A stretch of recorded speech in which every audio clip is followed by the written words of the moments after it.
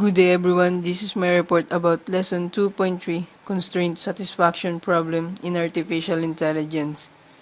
What is Constraint Satisfaction Problems or CSP? A CSP or a Constraint Satisfaction Problem is defined by three items. Number 1, a finite set of variables. Number 2, a function that maps each variable to a finite domain. Number 3, a finite set of constraints. Constraint satisfaction problems are mathematical problems defined as a set of objects whose state must satisfy a number of constraints or limitations. CSP represent the entities in a problem as a homogeneous collection of finite constraints over variables, which is solved by constraint satisfaction methods.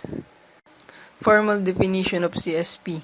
Formally, a constraint satisfaction problem is defined as a triple X, D, C, where x equals x sub 1 up to x sub n is the set of variables, and D equals D sub 1 up to D sub n is a set of the respective domain of the values, and C equals C sub 1 up to C sub n is a set of constraints.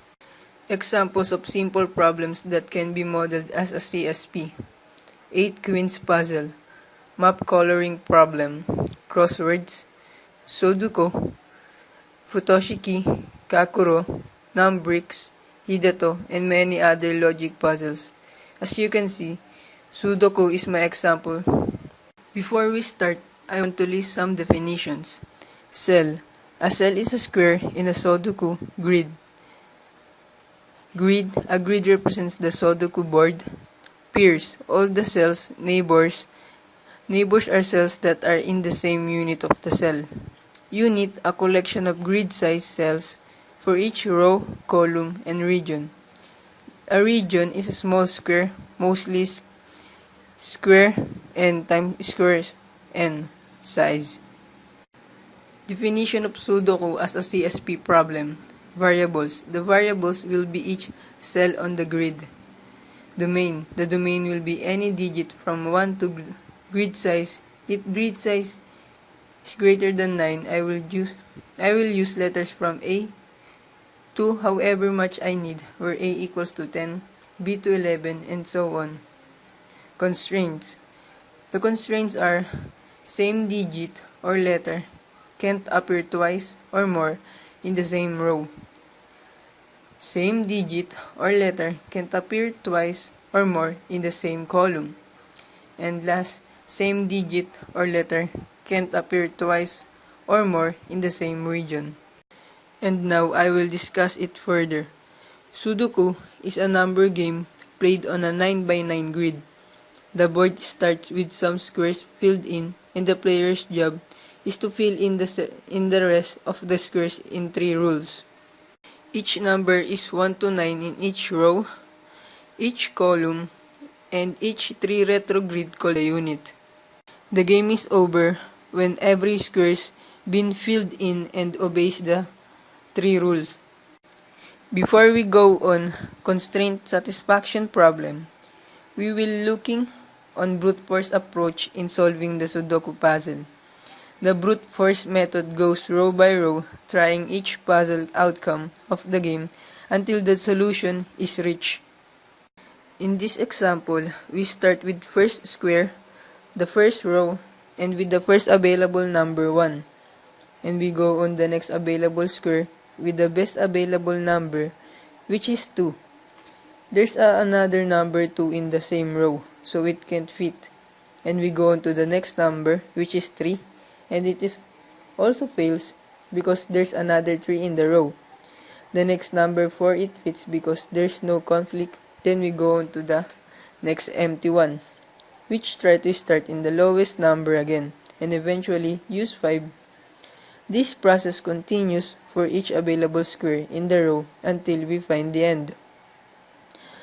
There's a problem. The only available number in the last square is 9, and there's a conflict because there is another number 9 in that column. We must go back to the previous square and try the different value and move forward and try again. There's process have another conflict because 8R exists in that column, so it must go backward even more. This will continues until the entire puzzle will be solved. We compare the first row of the solution. We can see if the first step found the place any number in their correct spaces. This is the problem with brute force techniques. It requires searching of possible outcome which can take a very long time. In the worst case, will it take over 600 million steps to solve a 9 by 9 puzzle? In order to speed the process up, we need a way to eliminate large portions and the possible outcome that not validating the rule. This is the constraint satisfaction technique does. A CSP is defined by three things: a list of variables, in this case it have 8 squares, and a domain, in this case it have 1 to 9 value, and the list of constraints, in this case it have the 3 rules of the game. To solve the puzzle, or to solve the problem, we need to define what is the solution. For Sudoku problem, the problem is complete the puzzle whenever a variable been assigned to a value and none of these value violate the constraint. The search process is split up by narrowing down the domain of each variable. Take this square for example. Because of predetermined values in its row, column, and unit, its domain is reduced to 4 because all the other variables are taken. Thus the values found for the square without doing any searching. This method is further improved down by updating each effect in square after an update, and the previous example for B-root for the domain of any related squares. This method quickly narrows down the domain of each variable, meaning there are significantly less values to check the solution has arrived that much quicker using CSP to regulate the variables. Thanks for watching.